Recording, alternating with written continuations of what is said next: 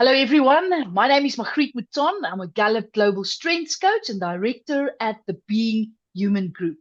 It is my absolute honor to welcome Marian Rheinicke to the conversation today. I'm excited to hear about her journey, how she became a Gallup Global Strengths Coach, and what she has done with her certification and her strengths knowledge since she was certified. Thank you so much, Magriet. I have been so excited about this time together that we're able to put it online, some of the fascinating insights that have come from our journey together so far. Marian, tell us, what brought you to Gallup and CliftonStrengths? I would say, if I reflect on my overall career journey, I spent about 18 years in financial services, the banking industry specifically, and I performed a range of different roles. About 8 years ago, I made the decision to step out of corporate, and I faced the opportunity to either continue doing the kind of work that I was doing, which was focused on employee engagement. Alternatively, I faced an opportunity or reflected on how is it that I can still bring the skills that I have acquired over a period of time, almost 2 decades, and pair it with a completely new skill set. And so I dove into the discomfort of reskilling with the intention to pivot into a new career path. After attending many courses and spending a lot of money, I won't tell you the amount, on different programs that I could reskill in, CliftonStrengths was one of those investments. And it has by far been my most beneficial and biggest value and return that I've gained from over the past, going on 4 years that I've been doing this. And it has been one that has been continuously filled with growth. So, Marian, you've got me curious. In your background, I can see that there are 5 words. What are those words, and can you explain what they tell us about who you are? I'd love to. One of the things that excited me when I took my CliftonStrengths assessment was one always feels, this itchy feeling to learn something new about themselves. And when I read my CliftonStrengths profile, some big pennies dropped. I experienced this moment of deep reflection and aha moments that said to me, this now makes sense. This is why I've been thinking this way. This is why I possibly frustrate people and drive them crazy. Now I understand all these reasons because I have a better understanding of myself. And so my top 5 profile is strategic, which really just has helped me in terms of generating unique and creative ideas to solve problems. My activator profile in the influencing domain has helped me to get mobilized and get started very quickly, particularly when something is clear and crystallized and there's opportunity to inject energy into something and take others along the journey.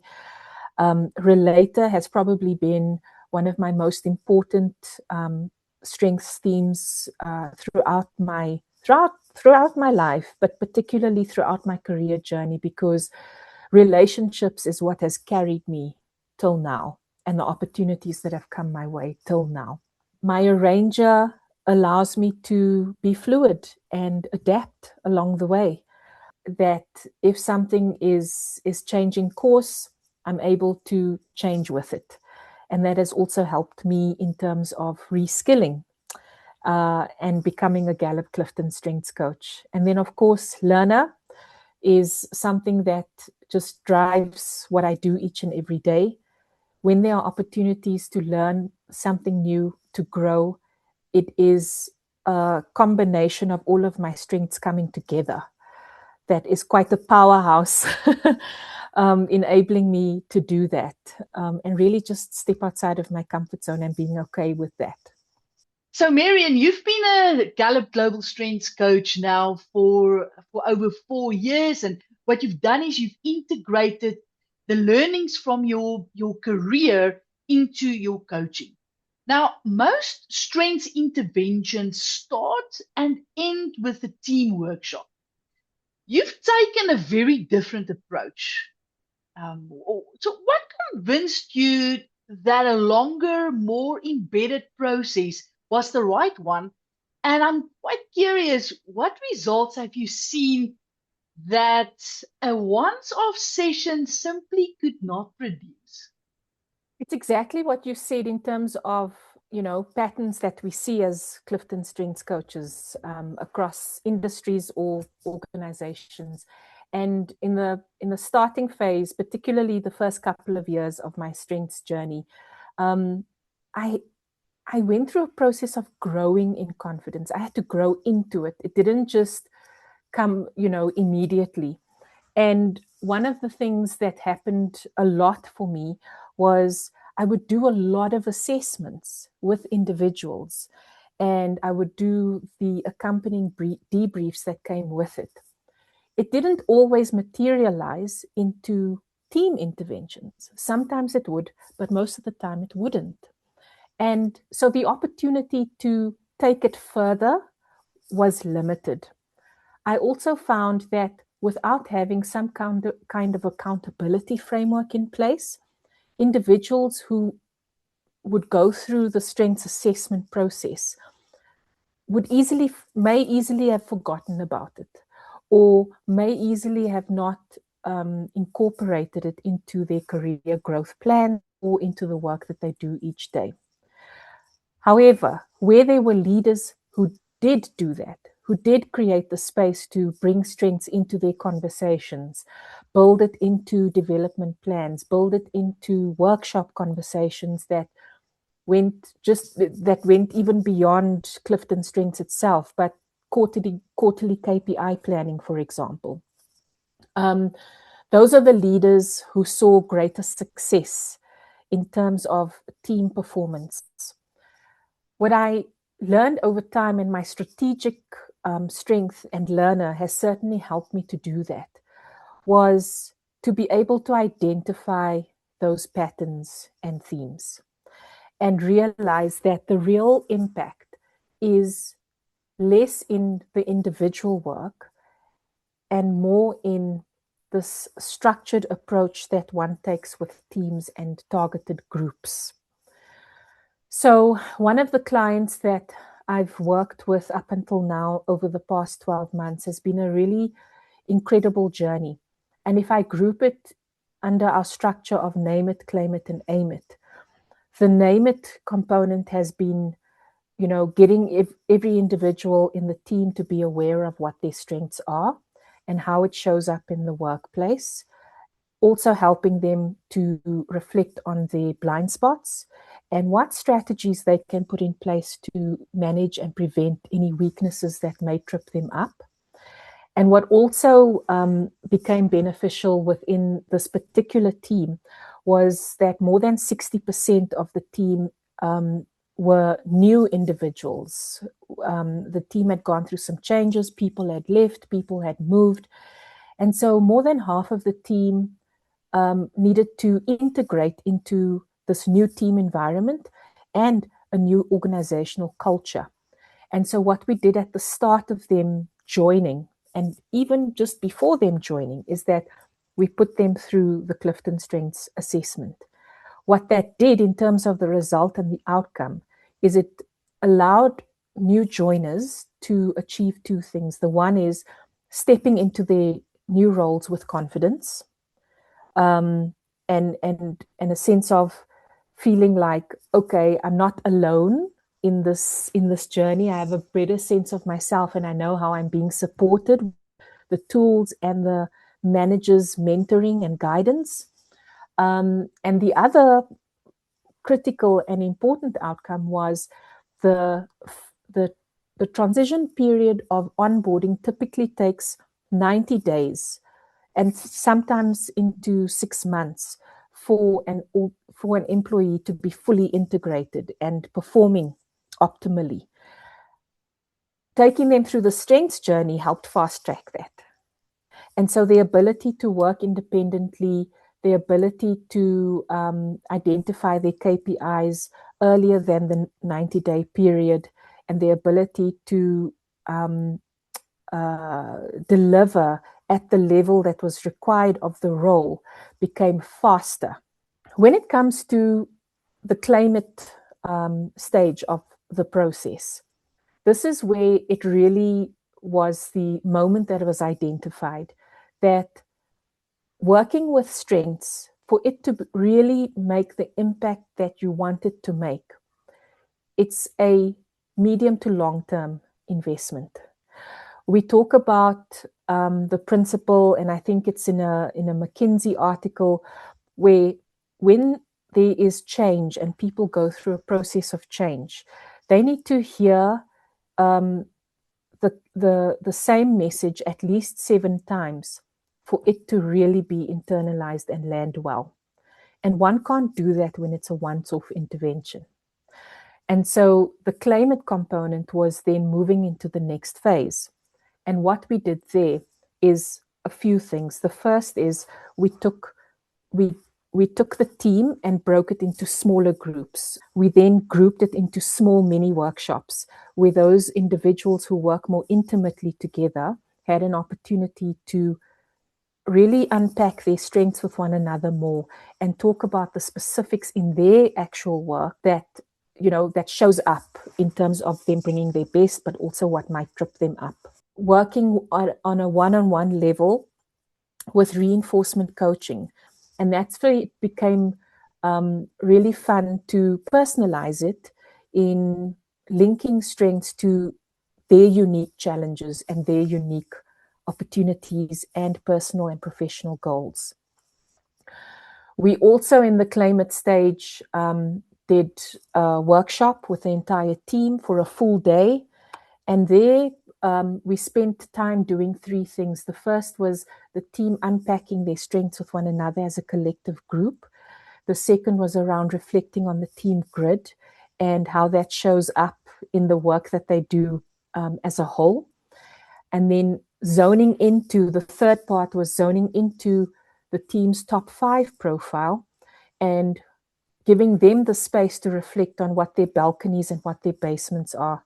The AIM IT process and journey has been incredible. So it has been taking all of these different parts and actually shaping it into integrated people growth framework for this specific team. And aspects that then became layered on that is how do we take everything that we've done so far and equip the managers within the team to keep strengths alive, so that when the coach leaves the journey, I have helped put systems and structures in place that where the work can continue, where it's sustained, and where managers within the team have also grown in terms of their leadership effectiveness. And so to do that, we introduced 2-hour leadership circles. We called it leadership circles. And in those leadership circles, we specifically zoned in on these specific insights that have come up within the team.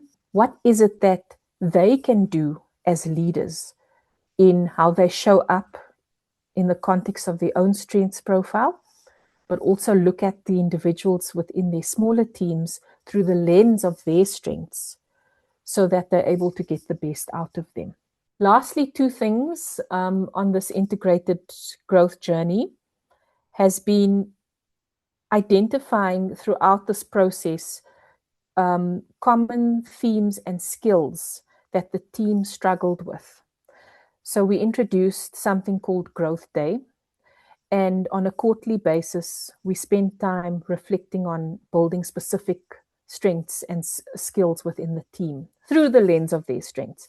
So 2 examples would be influencing skills with stakeholders.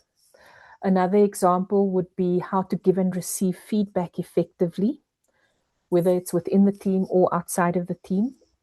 And then throughout this, and still in its infancy, but we've started to test the concept, is how the team can use AI as also a supportive tool, but also part of the strategy to help sustain the work that is taking place, so that in real time, when you are going through a moment when you really, really, really need some help and guidance, that it's not always dependent on a person, but that you have a tool available to help you do that through the lens of your strengths. Marian, it sounds like an amazing journey and really valuable for the leadership of the organization. Many professionals, and I think especially women, wait to be recognized and promoted, but it doesn't always happen. How does knowing your strengths profile influence being recognized and promoted? This is one of the most common themes I've identified over the past few years, and it's a really big deal. There's some research also that backs it up, that talks to the fact that in many instances, when women want to grow and advance in their careers, they hope that the expertise that they have and the results that they bring and the quality of work and their personal diligence and commitment speaks for itself. And that when opportunities come, that they don't need to say anything because their work speaks for itself. Being intentional about strategic managing relationships so that people know what it is that you're looking for, so that you're top of mind when opportunities do come. But B, it also equips and enables people who have voices in the room to be that voice for you when you are not there. And without having an intentional approach to who those relationships are, what it is that that you'll bring to that relationship, but also being okay with receiving. I think one of the reasons why women hesitate in being intentional about and strategic about relationships to advance their careers is because they don't want to be perceived as someone who has a hidden agenda. In short, in terms of growth and advancement for women, being intentional about relationships, strategically managing it, and having an approach to do that, but also speaking up for yourself, is really what makes the biggest difference. It's so important for women to hear, not just women who are established in their career, but it's also important for women who are just starting their careers. Yes, that's, if I can just also add, it's one of the things from what I've observed in the background that I really admire about the work that you do with women. You know, you've intentionally worked with women on how they can overcome the imposter syndrome, that feeling of not being good enough.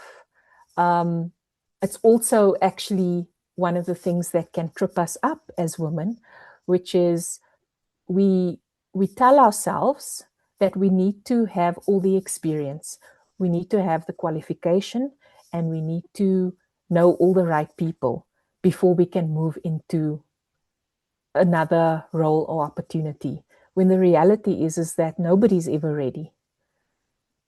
And the room for growth and scope for growth is actually an opportunity for us to bring even more of our strengths.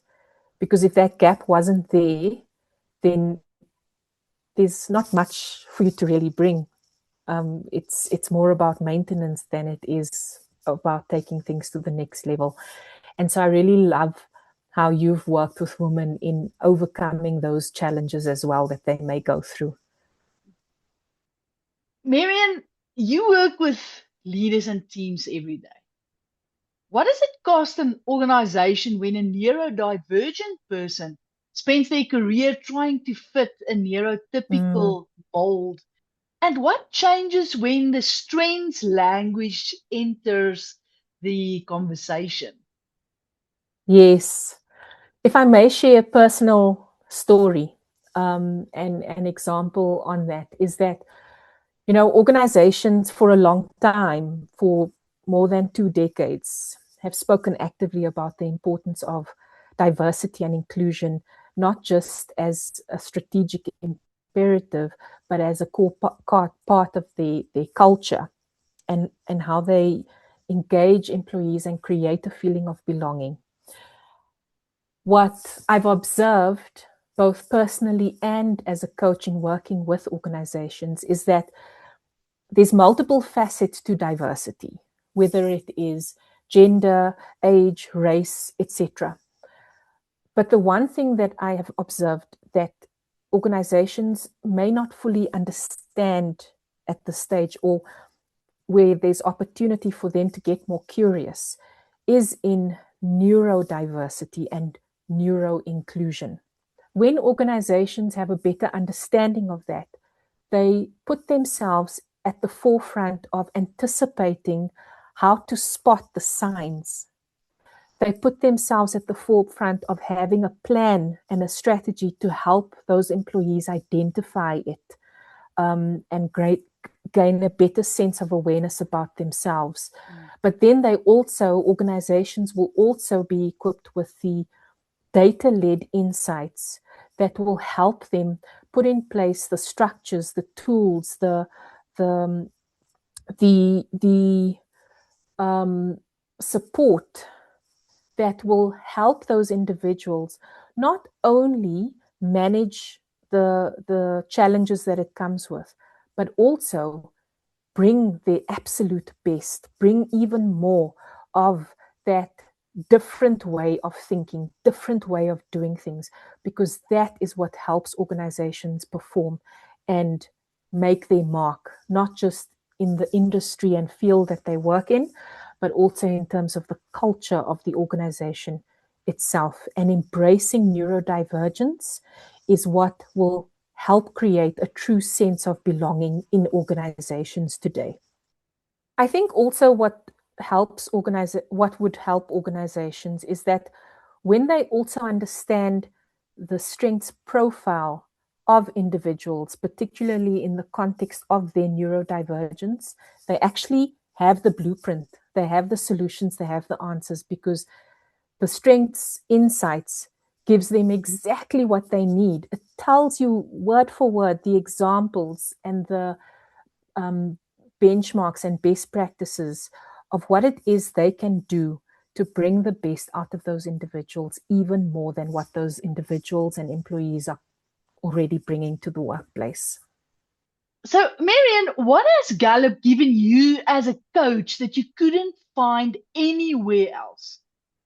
The Gallup framework for helping people understand their strengths, know how to direct it, and know how to bring their best, not only in their personal lives, but also their careers, has been the simplest framework that I've worked with to date.